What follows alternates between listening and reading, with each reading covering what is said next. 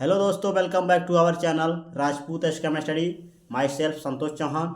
तो दोस्तों, आज की इस वीडियो में हम आप सभी को क्लास 12th जो कि बायोलॉजी है, बायोलॉजी की हम पूरी किताब के 1 व 2 नंबर वाले प्रश्नों को आप सभी को बताएंगे। ये बहुत ज़्यादा वेरी वेरी इंपॉर्टेंट क्वेश्चन हैं जो पूरी किताब के हैं। तो इस वीडियो में हम बहुत ज़्यादा इंपॉर्टेंट क्वेश्चन को बताएंगे। जितने भी इंपॉर्टेंट क्वेश्चन है इस वीडियो में हम पूरा का पूरा आप सभी को बता देंगे। तो यदि आप 2025 बोर्ड एग्जाम देंगे तो बहुत ज़्यादा इंपॉर्टेंट है आप सभी के बोर्ड एग्जाम 2025 के लिए। तो इसे बिल्कुल स्किप मत कीजिएगा, क्योंकि आपके पास ज़्यादा समय नहीं बचा है, क्योंकि 3 मार्च को आपका बायोलॉजी का पेपर है। तो आपके पास ज़्यादा समय नहीं बचा है, इसलिए जल्द से जल्द अपनी तैयारी बहुत ही अच्छे तरीके से कर लीजिए। तो पिछली वीडियो मैंने आप सभी को क्या बताया था, 30 महत्वपूर्ण बहुविकल्पीय प्रश्न। क्या 30 महत्वपूर्ण बहुविकल्पीय प्रश्न? उस वीडियो को नहीं देखे हैं तो जाकर देख लीजिएगा। आपको प्लेलिस्ट बॉक्स का जो है लिंक डिस्क्रिप्शन बॉक्स में मिल जाएगा। तो आप सभी उससे प्लेलिस्ट बॉक्स में जाकर उसकी तैयारी बहुत अच्छे तरीके से कर सकते हैं। तो चलिए स्टार्ट करते हैं। स्टार्ट करने से पहले आप सभी से छोटी सी रिक्वेस्ट है, चैनल पर नया हो चैनल को सब्सक्राइब जरूर कर लीजिएगा। तो चलिए स्टार्ट करते हैं। देखिए, पहला क्वेश्चन है, परागण को परिभाषित कीजिए। तो हमारा बहुत ही इंपॉर्टेंट क्वेश्चन है, परागण को परिभाषित करना, इसकी परिभाषा लिखना है। देखिए उत्तर हो जाएगा इसका, परागण कणों के पुंकेसर के परागकोश से, क्या जो परागण है उसके कणों के पुंकेसर के परागकोश से जायांग यानी कि स्त्री केसर के वतिकाग्र तक पहुंचने की प्रक्रिया को परागण कहते हैं।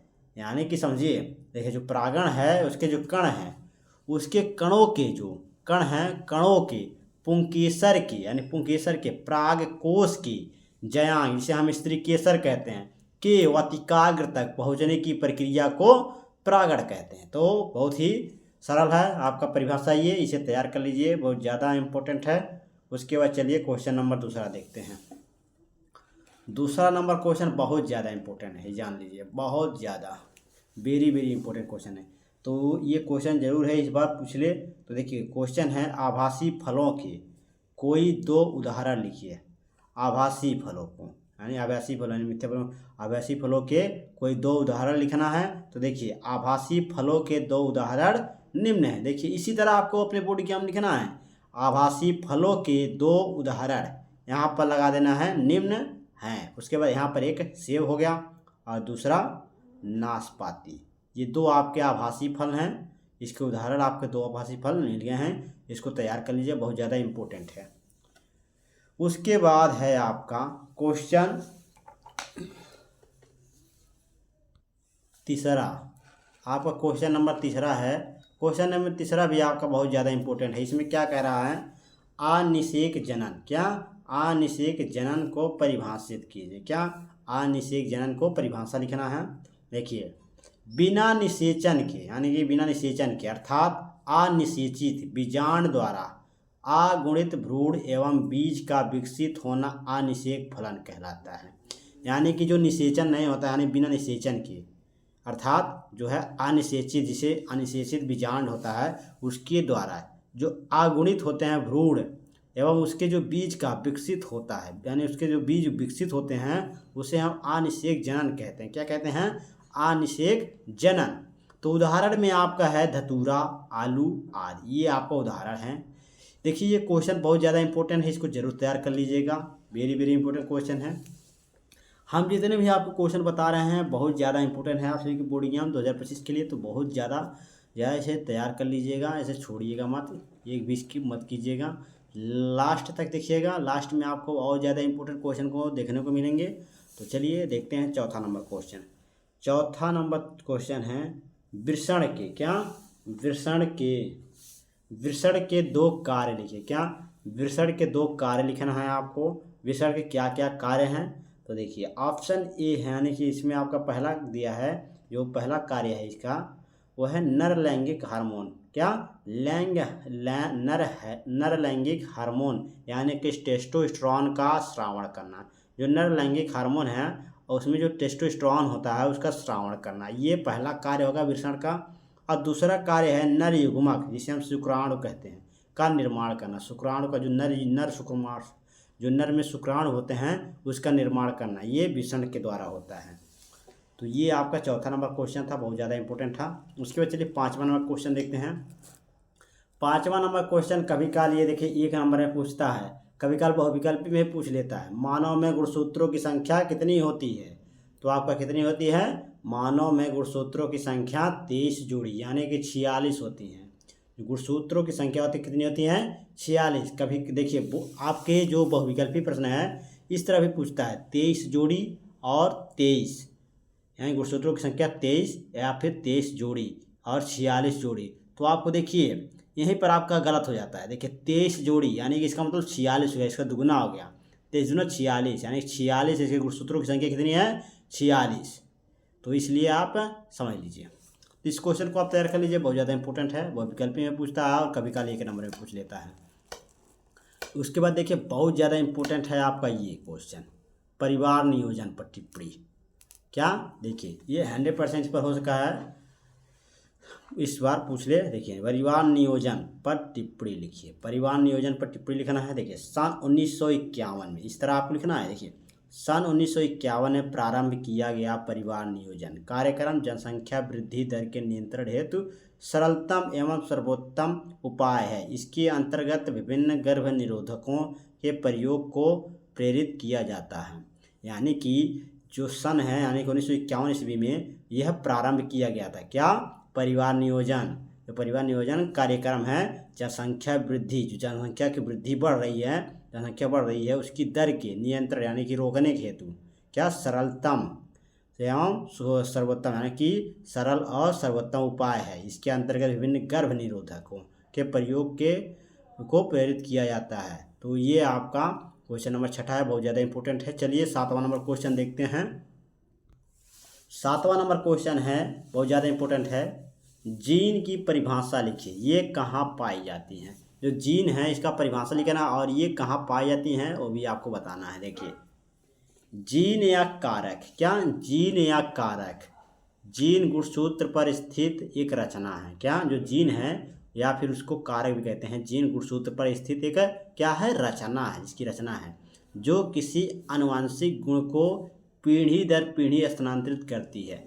यानी जो आनुवंशिक गुण होते हैं वह पीढ़ी दर पीढ़ी को क्या करते हैं? भेजते रहती हैं, स्थानांतरित करते रहती हैं। वह यह वंशागत की इकाई है। कौन? जीन। जीन शब्द का प्रतिपादन जॉनसन ने किया था। क्या किसने किया था? जॉनसन। ये बहुविकल्प में पूछ लेता है, इसे याद रखिएगा।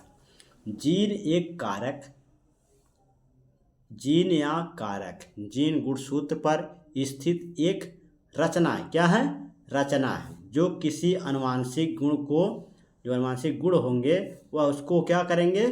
पीढ़ी दर पीढ़ी यानी जनरेशन ऑफ जनरेशन, यानी पीढ़ी दर पीढ़ी स्थानांतरित करते हैं। यानी क्या करते हैं? स्थानांतरित यानी कि भेजते हैं एक दूसरे से, यानी कि पीढ़ी दर पीढ़ी, यानी कि पीढ़ी दर पीढ़ी इसको भेजती रहती है। यह वंशागत की क्या है? इकाई है। कौन? जीन। जीन शब्द का प्रतिपादन यानी जीन शब्द का जो प्रतिपादन किया था किसने किया था? जॉनसन ने।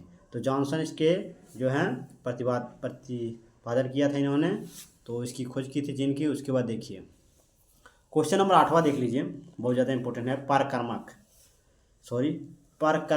क्या? परकर्मण क्या है? क्या? परकर्मण।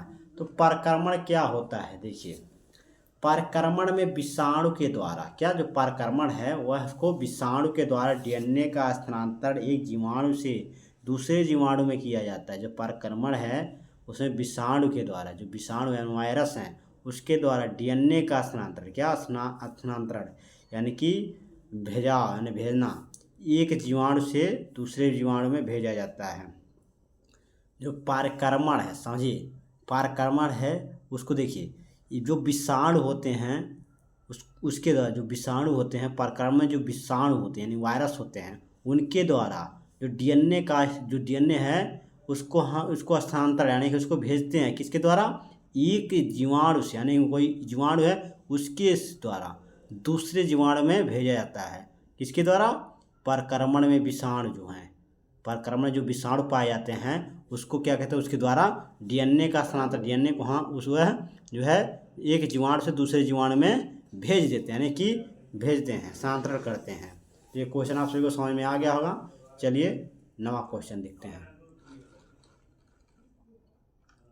9वां क्वेश्चन है आपका, डीएनए को केंद्रक में मिलने वाले अम्लीय पदार्थ के रूप में सर्वप्रथम किसने पहचाना। तो ये क्वेश्चन है आपका, उत्तर हो जाएगा इसका डीएनए की अम्लीय प्रकृति की खोज किसने की थी, फ्रेडरिक मिक्सचर ने की थी।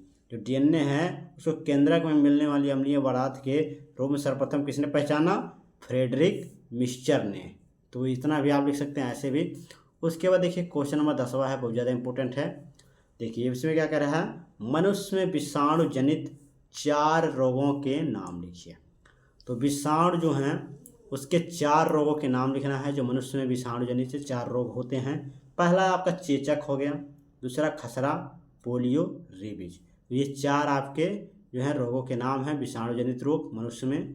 तो इसको आप तैयार कर लीजिए, बहुत ज़्यादा इंपॉर्टेंट है। उसके बाद क्वेश्चन नंबर हमारे 11 है, बहुत ज़्यादा इंपॉर्टेंट है। देख लीजिए क्या कह रहा है, टाइफाइड बुखार उत्पन्न करने वाले सूक्ष्म जीव का नाम लिखिए। टाइफाइड बुखार का उत्पन्न करने वाले सूक्ष्म जीवों का नाम लिखना है। तो देखिए कौन सा टाइफाइड उत्पन्न करते हैं, कौन से सूक्ष्म जीव, वो देखिए साल्मोनेला, क्या साल्मोनेला टाइफी विषाणु। कौन से विषाणु होते हैं, साल्मोनेला टाइफी विषाणु, ये क्या करते हैं, टाइफाइड बुखार उत्पन्न करते हैं।